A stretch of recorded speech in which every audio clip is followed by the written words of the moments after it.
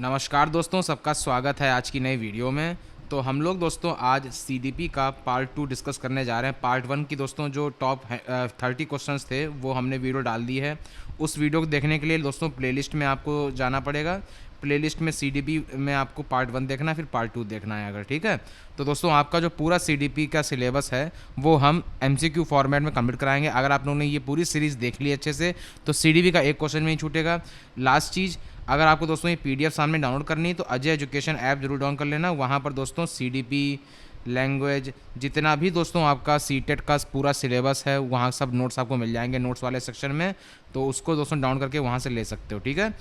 चलिए दोस्तों video start करते हैं। इस वाली वीडियो को शेयर जरूर कर दीजिएगा अपने दोस्तों के साथ। तो पहला क्वेश्चन है यहाँ पर, child centred education emphasises. Question number 1, बाल केंद्रित शिक्षा किस पर बल देती है? तो दोस्तों इसका सही आंसर होगा ऑप्शन नंबर सी, बच्चों की आवश्यकताओं एवं रुचियों पर दोस्तों जो है वो चाइल्ड सेंटर एजुकेशन बल देती है, बाल केंद्रित शिक्षा बल देती है। Question number 2, progressive education is mainly associated with. जो प्रगतिशील शिक्षा मुख्यतः किससे संबंधित होती है?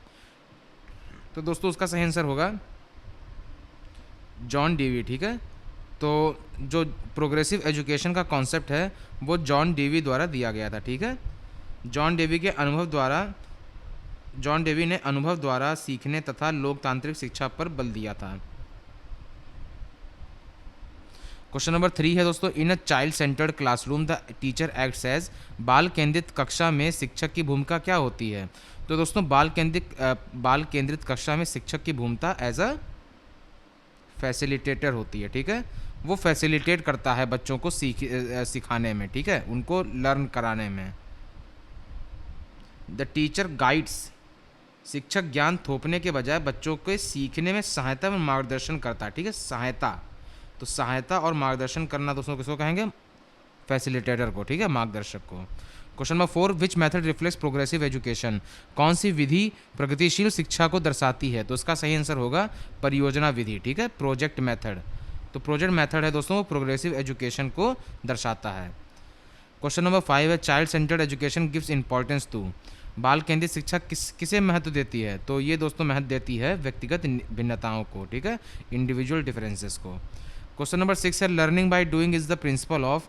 करके सीखना किसका सिद्धांत है? तो दोस्तों learning by doing progressive education का सिद्धांत है, ऑप्शन नंबर बी, ठीक है। Question number 7, traditional IQ test mainly measure. पारंपरिक आईक्यू परीक्षण मुख्यतः क्या मापते हैं?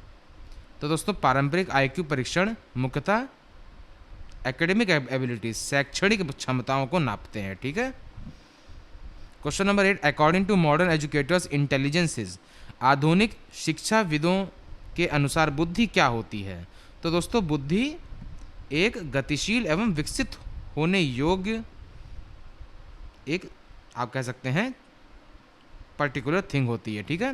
तो जो इंटेलिजेंस है वो गतिशील और विकसित होने योग्य एक आप कह सकते हैं पर्टिकुलर कॉन्सेप्ट आप डेवलप होता है, ठीक है। तो as a dynamic and developable intelligence होती है। Question number 9, a major criticism of IQ test is. IQ परीक्षणों की प्रमुख आलोचना क्या है?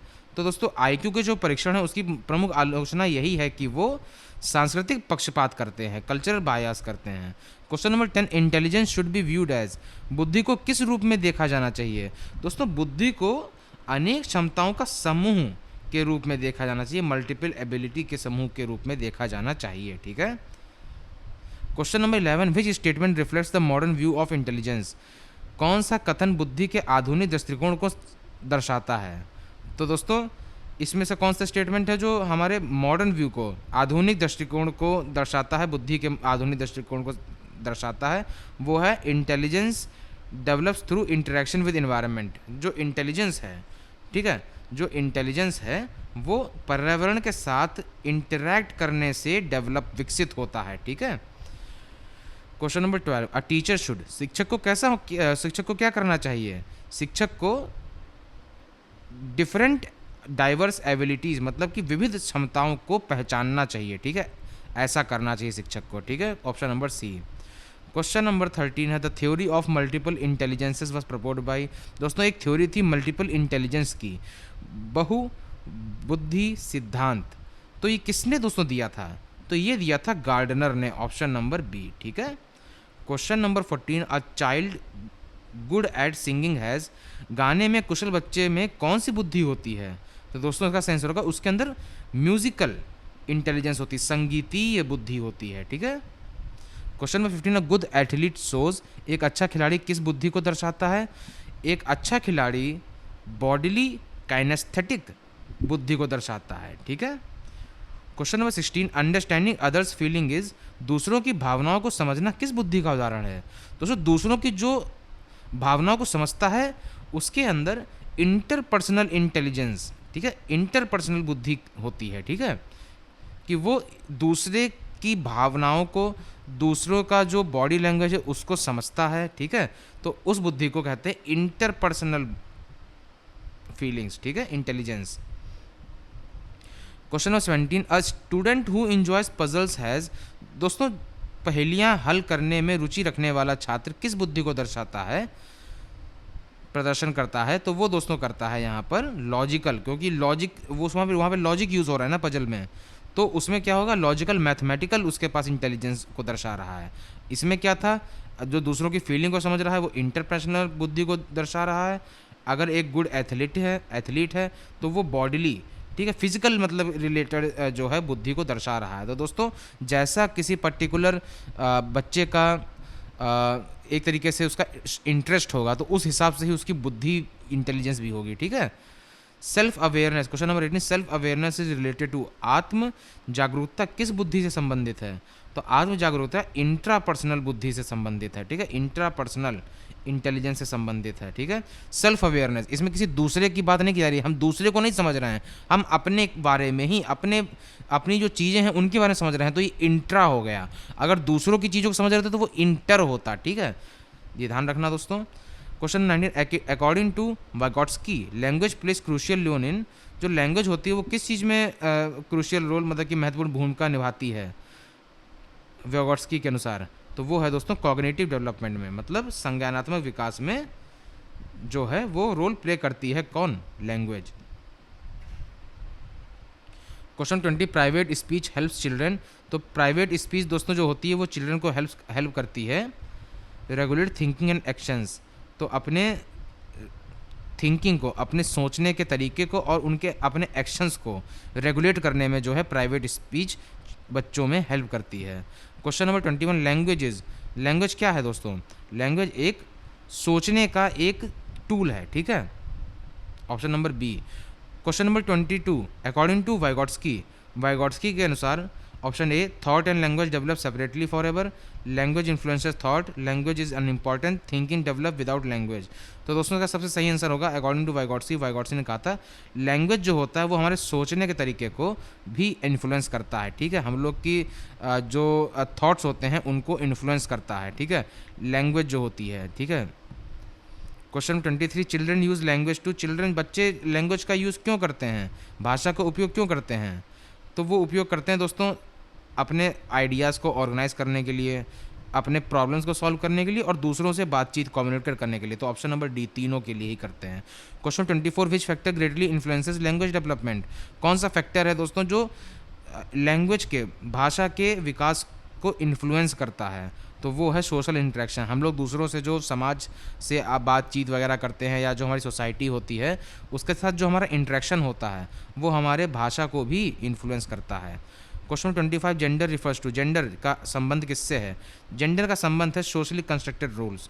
तो जेंडर दोस्तों होता है ये एक सोशल कॉन्सेप्ट होता है, जैसे आपका सेक्स होता है मेल फीमेल होता है, वैसे दोस्तों जो जेंडर है वो भी सेक्स को ही दर्शाता है कि आप पुरुष हो कि महिला हो, लेकिन दोस्तों ये एक सोशली कंस्ट्रक्टेड रोल भी दिखाता है कि जो जेंडर है, जेंडर दोस्तों सोशल कॉन्सेप्ट है, ये बता रहा है कि जो मेल है उसके क्या रोल हैं, मतलब कि उसको क्या करना चाहिए, उसके क्या फंक्शंस होते हैं, और महिला उसके क्या फंक्शंस होते हैं समाज में, ठीक है। तो ये एक सोशल कंस्ट्रक्टेड रोल है, option number B. Question 26, gender stereotypes, लैंगिक रूढ़िवादिता क्या करती है? तो ये दोस्तों आपकी अपॉर्चुनिटीज़ को लिमिट करती है। जैसे अगर कह दिया फीमेल है उसको घर का खाना बनाना है, जो आदमी है वो बाहर जाके काम करेगा, जो मेल है वो बाहर जाके काम करेगा, महिला घर में खाना बनाएगी।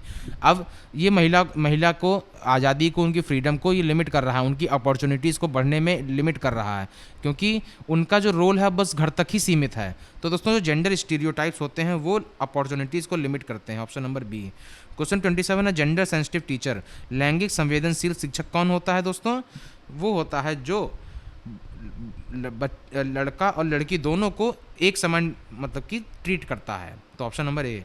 क्वेश्चन 28 विच classroom practice reduces gender bias, दोस्तों क्लासरूम की कौन सी कक्षा प्रक्रिया ये जो पक्षपात होता है जेंडर में, मेल और फीमेल में, कम करता है? तो दोस्तों वो एक ऐसी प्रक्रिया बताइए option number A B C D में, तो वो है इक्वल पार्टिसिपेशन। हर जैसे कोई भी एक्टिविटी हो रही है क्लास में, उनमें मेल और फीमेल, बॉयज़ और गर्ल्स दोनों ही इक्वली पार्टिसिपेट कर रहे हैं। तो ये दोस्तों जो है वो आपकी लैंगिक पक्षपात को कम करता है। ठीक है, option number A. Question 29 gender roles are, लैंगिक भूमिकाएँ क्या हैं? तो दोस्तों जो लैंगिक भूमिकाएँ हैं वो सोशली लर्न हैं। तो जो भी आपकी मेल फीमेल की भूमिका हैं ये समाज से सीखी गई हैं। अब कोई बच्चा है, लड़का है, लड़की है, वो समाज से तो सीख रहा है, अपने माता पिता सीख रहा है, अपने दोस्तों से सीख रहा है कि महिला का क्या काम होता है और लड़कों का क्या काम होता है। ठीक है, तो ये सब समाज से सीखा जा रहा है। तो सोशली लर्न, समाज से सीखे जाने वाली दोस्तों जो है रोल्स जो होते हैं जेंडर के, वो होते हैं। और लास्ट क्वेश्चन दोस्तों आज की वीडियो का, the main M of gender inclusive education is, लैंगिक समावेशी शिक्षा का मुख्य उद्देश्य क्या होता है? तो वो होता है दोस्तों इक्वल अपॉर्चुनिटीज़ फॉर ऑल। ठीक है, लैंगिक समावेशी शिक्षा सभी विद्यार्थियों को समान अवसर प्रदान करती है और भेदभाव को समाप्त करने का प्रयास करती है। ठीक है, option number B, equal opportunities for all. दोस्तों आज हम लोगों ने पार्ट 2 कमेंट कर दिया है। अब आपको प्लेलिस्ट में जाकर दोस्तों पार्ट 1 पार्ट 2 पूरा अच्छे से देख लेना है, नोट्स बना लेने हैं। पार्ट 3 पार्ट 4 पार्ट 5 2-3 पार्ट दोस्तों और हैं, उसमें आपका पूरा जो CDP है हम लोग कंप्लीट कराएंगे। फिर उसके बाद आपके और प्लेलिस्ट में जितने भी CTET के टॉपिक्स हैं, जितने भी सब्जेक्ट्स हैं, वो सारे हम कंप्लीट करा देंगे फ्री में। नोट्स वगैरह चाहिए एज एजुकेशन ऐप डाउनलोड कर लेना प्ले स्टोर से। मिलते हैं दोस्तों नई वीडियो में। जय हिंद, वंदे मातरम।